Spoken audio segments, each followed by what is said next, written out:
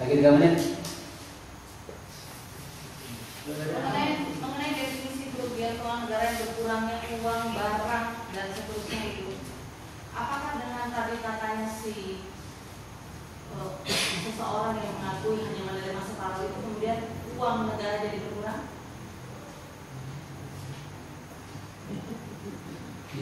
Iya, karena ini ada yang namanya berkurangnya uang, barang, definisi ini kan ada dalam peraturan yang dia. Makanya kamu tanyakan sebagai orang auditor kan pasti paham nih. Menurut kami mungkin, menurut penilaian kami.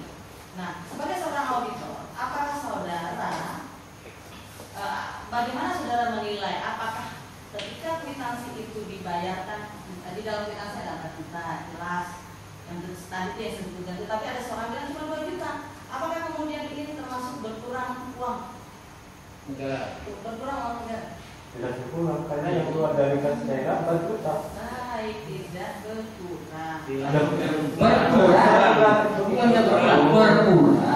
Berkurang, maaf saya salah. Namanya kerugian negara ini kan jelas berkurangnya uang negara.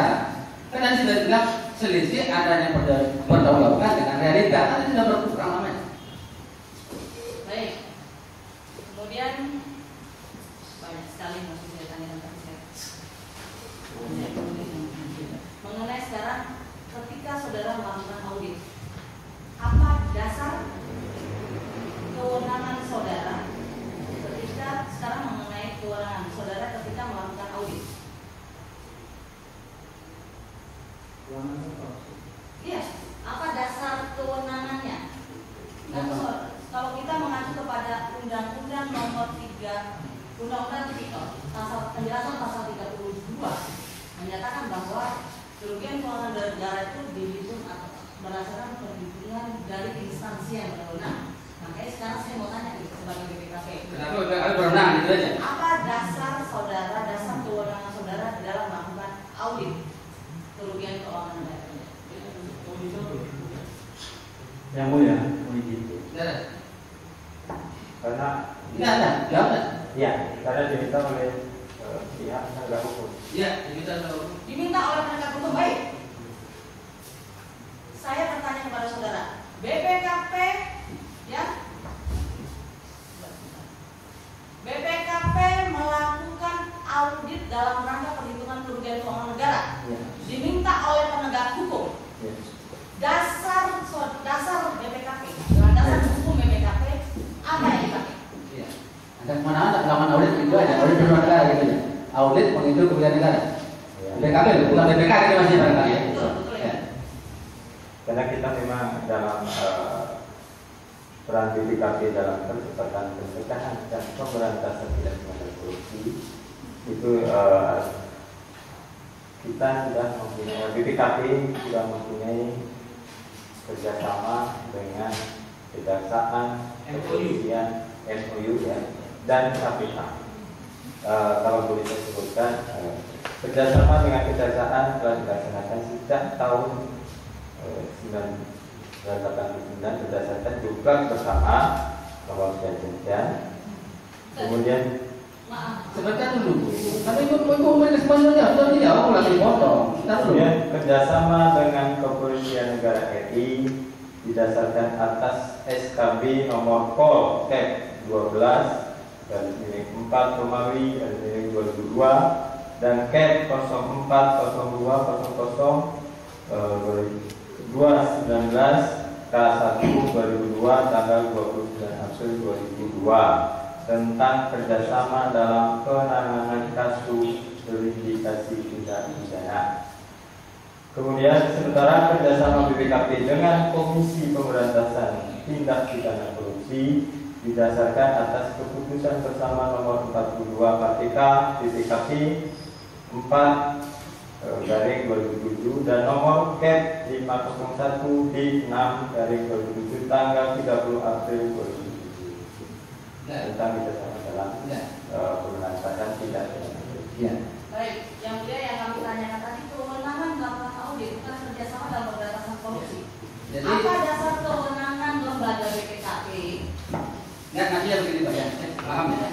Saya kira ada dua ini, yaitu BPK dan PKP dulu ya. Itu maksudnya yang dijadi hasilnya. Ya. Apakah saudara juga mempunyai kewenangan untuk menguji itu? Kemudian kalau dua ada, apa dasarnya? Kenapa ada BPKP? Itu aja kuncinya.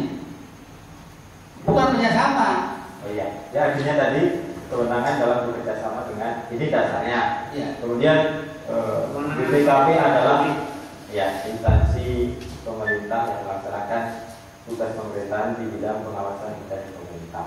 Dan tupoksinya diatur mulai dari Kepres 31 tahun 83 berubah semingguannya sehingga menjadi terakhir dirubah dengan peraturan Presiden nomor 64 tahun 2005. Ya, itu sudah juga. Baik. Ya.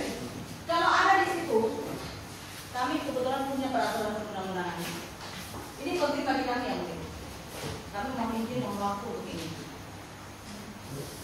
Habis. Ya, satu saja, itu saja. Apa yang mau ditunjukkan? Kami mohon, oh ini ya. Mohon izin. Kami mohon, kami punya peraturan perundang-undangan yang sudah sebutkan. Ya. Tolong disebutkan di peraturan mana yang betul yang benar-benar memberikan kewenangan. Kami boleh izin menyampaikan yang mulia. Begini, untuk mempercepat, kalau saudara tahu sebutkan saja. Untuk mempercepat. Baik. Di Kepres 31 tahun 83 pasal 2 huruf M.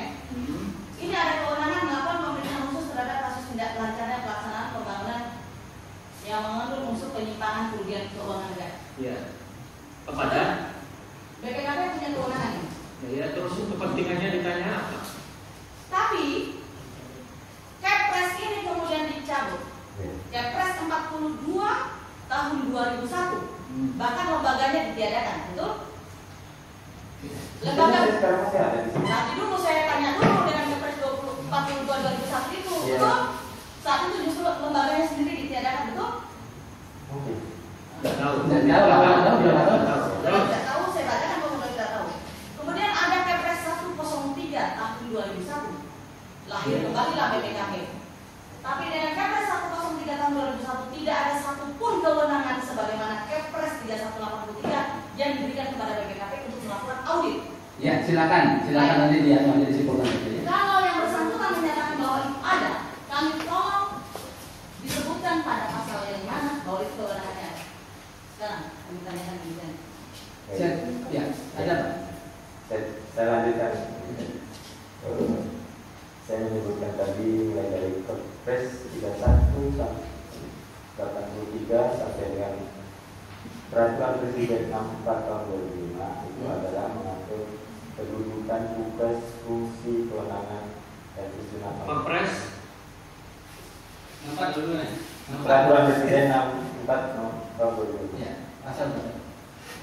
Saya tidak Ya, hafal pasalnya. Dalam Kepres dan Peraturan Presiden tersebut di atas BPKP dinyatakan sebagai suatu instansi pemerintah yang melaksanakan tugas pemerintahan di bidang pengawasan keuangan dan pembangunan sesuai dengan ketentuan peraturan perundang-undangan yang berlaku. Itu pertama, artinya apa? Saya hanya ingin menunjukkan bahwa BPKP itu adalah instansi pemerintah yang resmi, jadi bukan diadakan. Kemudian saya juga